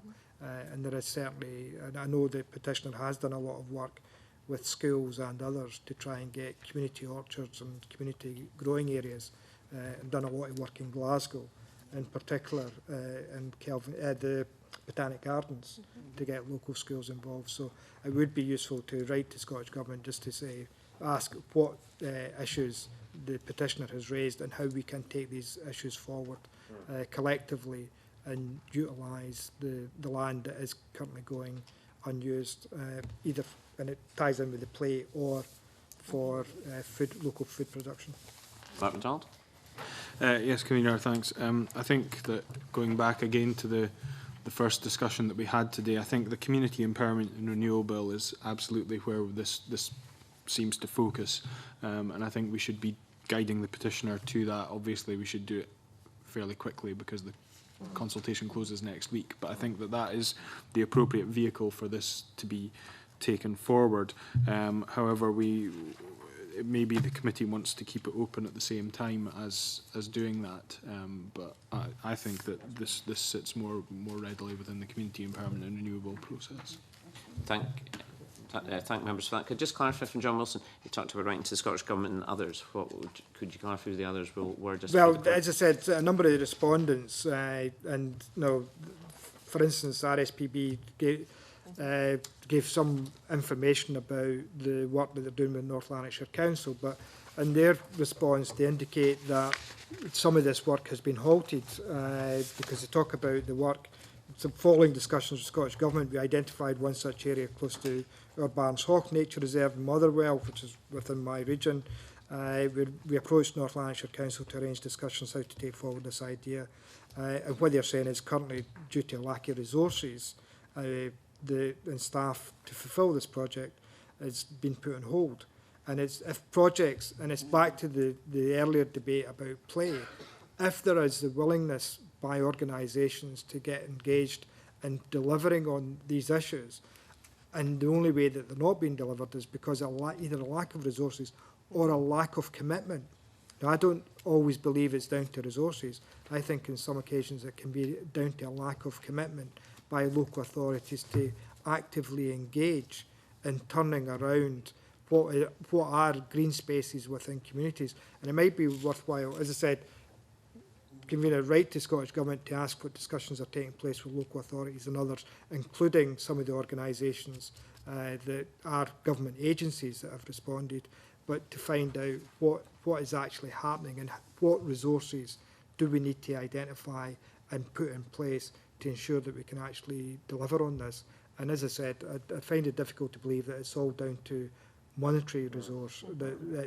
In some respects, I think it's just a willingness to actively engage and turn over some of these areas to local communities, because I know there is a major push in the Allotment Society in Scotland to make more land available in Glasgow and other parts of Scotland, so people can actively be involved in growing their own produce. Thanks for that. Do other members wish to come in? Are members agreeable within that we are continuing this petition and we're writing to a number of organisations, including the Scottish Government, particularly about the Community Empowerment and Renewable Bill and other organisations that members such as John Wilson mentioned? Members agreeable with that? Could I just formally close the meeting?